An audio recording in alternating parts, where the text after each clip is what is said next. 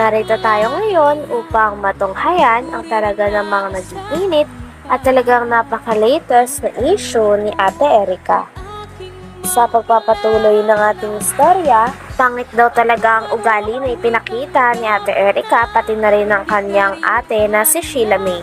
Sabi pa nga ni Kalingap Val ay magaspang daw ang uri ng ganong ugali na dapat hindi tinataglay ng mga apo dahil lalo na ang kanilang lolo at lola ang nagpalaki at nag-aruga sa kanila. Kaya nga daw kung sino nga daw dapat ang una nilang pasasalamatan at gagantihan ng mabuting loob, ito daw ang kanilang lolo at lola. Dahil ito daw ang mga tao na nag-aruga sa kanila. Saka kay Owen. Ngayon wala na. Wala na. Sige lang nga, Prabba, di na kayo binablog. Ay, di na. Si Ruel, gano'n, di wala na rin si Ruel. Wala na din po. Nag-vlog. Wala na din po. Okay. Tapos alam natin yung totohanan, yung kwento po. Kasi pangit naman yung basta ka lang, dadali. Mahirap. Mahirap man yun. So, mula na rin po sa kanila, kung sino po itong dalawang ito, na apo nila po na, sabi nga ni tatay, ng ugali. Tawag yun ni magaspang ang ugali. Maganda yung gano'n, pangit yan. Dapat yung utang na loob, saka bumahal sa lolo't lolay na doon dapat. Ano kung wala ng pera tayo, babalik dito? Ay, nilangan, hindi ko natanggapin dito. Kasi kailan pa. Tulad ng ayaw ko na. Pag sinabi malalim ko, yung mo, sugat. pag sinabi ko dito. Sabi pa ng lolo ni Ate Erica ay ayaw na ayaw niya daw at hindi daw pwede sa kanyang ugali ni Ate Erica pati na rin ang kanyang ate na si Sheila May. Talagang ayaw niya daw na lalapastanganin daw nila ang nagpalaki sa kanila at talaga namang umaruga ng ilang taon. Lolo at lola daw kasi nilang talagang nagpalaki sa kanila, nagpaaral at naghatid sundo daw sa kanila sa school kahit na naulan. Kaya talagang hindi pwede sa kanilang lolo na porket nagkapera lang sila ay lalapastanganin na nila ito.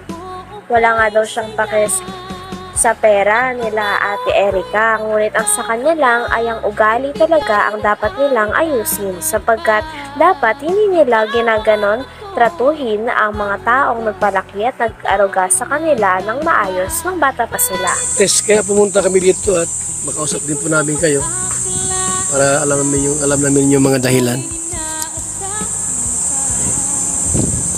Salamat po para Yamutay at nalaman ninyo para Sige, makadaan. para malinis yung ginagawa nilang kasinungalingan sa amin. Alam din po ninyo. Sakalit tayo na pumunta sa akin sila Mi at magpa-vlog din at sumagot. Oo. Ay, hindi po yung sasagot sa akin. Yung ipagpaliwanag din sa akin, Ay, bahala po sila pag-upaliwan sila. Bahala po kayo. basta wag lang magsinungaling. Yung totoo lang. Yung totoo lang. No, di ba? Yung totoo lang. Yung totoo lang gawin nila. Pero pag kakanin kasi si lolo na nga niya pinaharap kasi hindi sila makaharap sa kalasay sir. Wala silang paghiharap. Kasi wala naman silang ibabato pa kung anong kasinungaling ang gagawin nila eh. So, yan po mga kalinga, paliwanag po na mula po sa kanila. Yung kwento po hindi mula sa akin yan, mula kina Lulo. Kwento pa nga ng lolo ni Ate Erica ay talagang lalo pang sumama ang kanyang loob sapagkat nung nasa ospital daw sila nung bagong taon dahil may sakit nga ang kanilang lola, ay pagdating nila sa bahay at pag-uwi nila ay wala na daw tao sa kanilang bahay at parang napakadilim na. Talagang hindi daw nagpaalam si Ate Erica pati na rin ang ate niya na si Sheila May na alis na o bubukod na sila sa bago nilang bahay.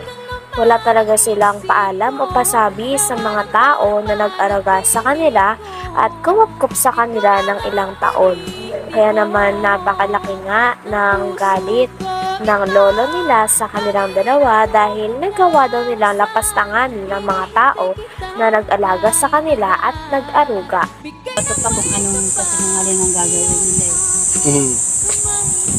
So, Yan po mga kalinga, paliwanag po na mula po sa kanila.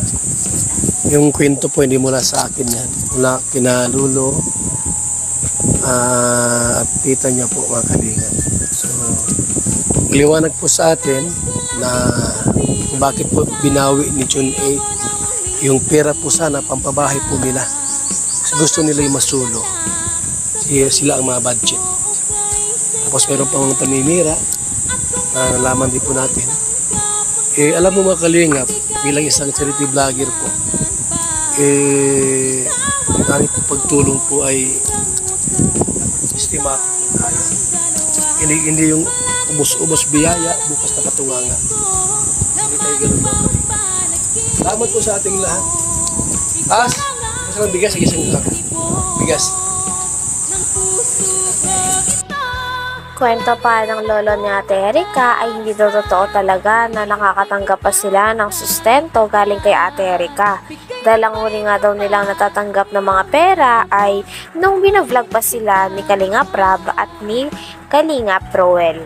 Ngunit ngayon ay mali daw talaga ang pinapakalat nila na nagsusustento pa din daw si Ate Erika at ang kanyang kapatid o ate na si Sheila May. Kaya nga daw masama din daw ang loob ng pamilya nila kay Ate Erika dahil nagagawa nilang magsinungaling para maging magandang image nila sa mga tao. Naghahambog sila. Pagka ako'y tayo ay yung mga project ng bahay, kung sakaling matapos na, okay lang ba na ako lang paggawa ng bahay mo, kung sakali? Ay, bahala po kayo. Ako naman may sariling karpintero kung para maayos yung bahay ninyo,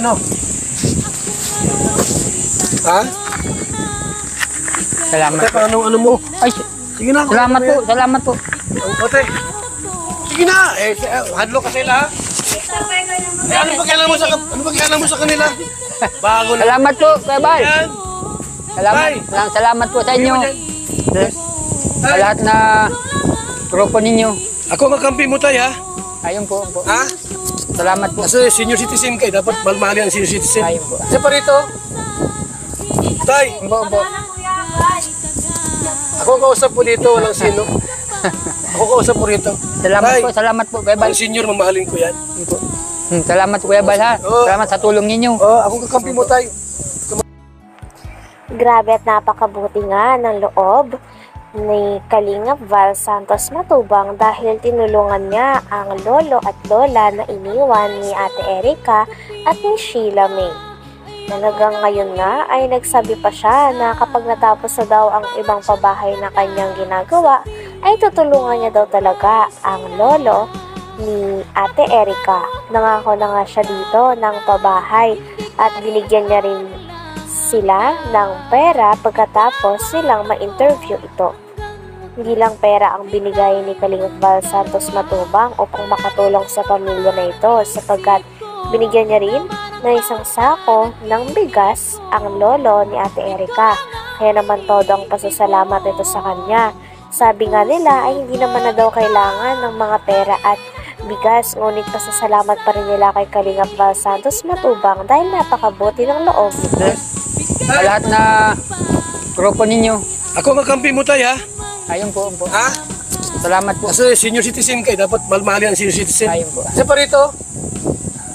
Tay, Opo. ako kausap po dito, walang sino. Ako kausap po rito. Salamat po, Kuya Bal. Ang senior, mamahalin ko yan. Salamat Kuya Bal, ha. Oo. Salamat sa tulong ninyo. Ako kakampi mo tayo. Ito mag-alala. Di ko po naasahan na Salamat po pupunta sa kayo inyo. dito. Ganito. Ano? Ibigyan niya Ako kami. tayo, hindi ko sisiraan si Erika. Kung gusto nga, magkasundo kayo eh. Ayan. Pero hintayin ko yung panahon na magkasundo kayo. Ha? Bahala ka po. Pero Sige, talaga kasi maganda yung mamatay tayo may sa puso. Pagpapatawad. Ano? Siguro kayo, nag-iinakit kayo. Pero lilipas din naman yan. Huwag muna ngayon. Opo. Salamat po sa inyong grupo. Tara. Okay. Salamat. Salamat tayo. Hanggang dito na lamang muna ang ating napaka-latest at napakainit na issue ni Ate Erika. Maraming salamat sa inyong panonood. Hanggang sa muli. Bye!